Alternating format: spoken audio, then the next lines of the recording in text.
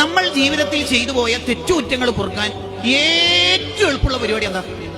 നമ്മൾ ജീവിതത്തിൽ ചെയ്തു പോയ ഹറാമുകൾ, തെറ്റുകുറ്റങ്ങൾ പുറത്തു കിട്ടാൻ ഒരു റിസ്ക്കും ഇല്ലാത്ത എന്തെങ്കിലും കാര്യം ലോകത്തുണ്ടോ? ഉണ്ട്. എന്താ അത്? നിസ്കരിച്ച സ്ഥലത്ത് തന്നെ ഇരുന്നാൽ മതി. നിസ്കരിച്ച സ്ഥലത്ത് ഇരുന്നിട്ട് ചൊല്ലുന്ന 33 സുബ്ഹാനല്ലയും മറ്റു അദ്കാറും ദുആവും അതിനൊക്കെ കൂലി വേറെ ഉണ്ട്. നീ ഒന്നും ചൊല്ലിയില്ല കരുത്. നിസ്കരിച്ച സ്ഥലത്ത് തന്നെ അവിടെ ഇരുന്നാൽ, മാദാമ ഫീ മുസല്ലാഹു, അവിടെ ഇരുന്നാൽ എന്റെ ദോഷം പുറത്തു. ബുഖാരിയുടെ ഈ ഹദീസിനെ വിശദീകരിച്ചുകൊണ്ട് ഇബ്നു ബത്വാൽ റളിയല്ലാഹു അൻഹു പറയുന്നതാണ് ബുഖാരിയുടെ വ്യാഖ്യാനത്തിൽ, ലോകത്ത് ഒരു അധ്വാനമില്ലാതെ ദോഷം പൊറുക്കാൻ പറ്റുന്ന അമലാണ് നിസ്കരിച്ച സ്ഥലത്ത് തന്നെ ഇരിക്കുക എന്ന് പറയുന്നത്. അപ്പൊ ഉമ്മമാരെ അതൊന്ന് ആലോചിക്കണം.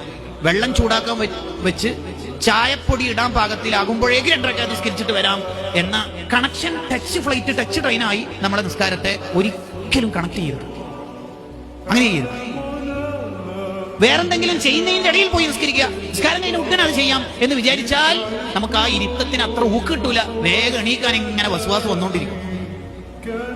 ഫർളാണെങ്കിലും സുന്നത്താണെങ്കിലും നിസ്കരിച്ച സ്ഥലത്ത് തന്നെ കുറച്ച് അധിക സമയം ഇരിക്കാൻ നമ്മൾ ശ്രദ്ധിക്കണം. എങ്കിൽ നമ്മുടെ ദോഷങ്ങളൊക്കെ പുറത്തു കിട്ടും. നമ്മളിപ്പോ ഇനി അടുത്തൊരു നിസ്കാരം നിർവഹിക്കാനുള്ളത് സുബിഹായിരിക്കും. ഉദാഹരണം പറയാം, നിങ്ങൾ നാളെ രാവിലെ സുബഹിസ്കാരം കഴിഞ്ഞിട്ട് ഇന്നത്തെ വാഴ ഇങ്ങനെ ചെവിയിൽ അടിക്കും. നിസ്കരിച്ച സ്ഥലത്ത് തന്നെ ഇരുന്നാൽ അല്ലാഹുമ്മ ഗ്ഫിർ ലഹു, മലക്കുകളുടെ ദുആ ഉണ്ടാകും.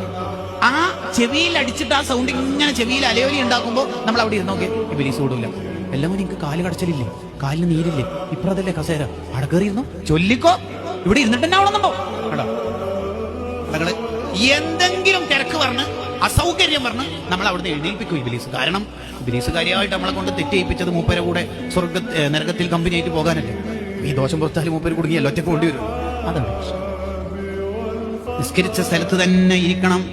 മലക്കളെ ദുആ ലഭിക്കാൻ അതൊരു കാരണം. മലക്കൾ ദുആ അല്ലാഹു സ്വീകരിക്കാതിരിക്കും. മലക്കളെ കൊണ്ട് ദുആ ചെയ്യിപ്പിക്കുന്നത് അല്ലാഹല്ലേ. വദുആഉൽ മലായികതി മർജൂഉൻ ലിൽ ഇജാബ ലിഖൗലിഹി തആല വലാ യശ്ഫഉ ഇൻദഹു ഇല്ലാ ലിമൻ ഇർതദാ. ഫതുൽ ബാരിയിൽ കാണാം. മലക്കൾ ദുആ എങ്ങനെ അല്ലാഹു സ്വീകരിക്കാതിരിക്കുക? മലക്കൾക്ക് ശഫാഅത്തിനുള്ള അർഹത അല്ലാഹു കൊടുത്തല്ലേ.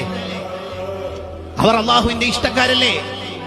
ഒരു തെറ്റുകുറ്റവും ജീവിതത്തിൽ വരാത്ത മഅസൂമീങ്ങളല്ലേ മലക്കുകൾ എന്ന് പറഞ്ഞാൽ അവരുടെ ദുആ എങ്ങനെയാ തള്ളിക്കളയാ? ആ മലക്കുകളാണ് ദുആ ചെയ്യുന്നത് നിസ്കരിച്ച സ്ഥലത്ത് തന്നെ ഇരിക്കുന്ന മനുഷ്യന്. അത് നമ്മുടെ ജീവിതത്തിൽ ഒരു ശീലമായി വരേണ്ട ഒരു നന്മയാണ്.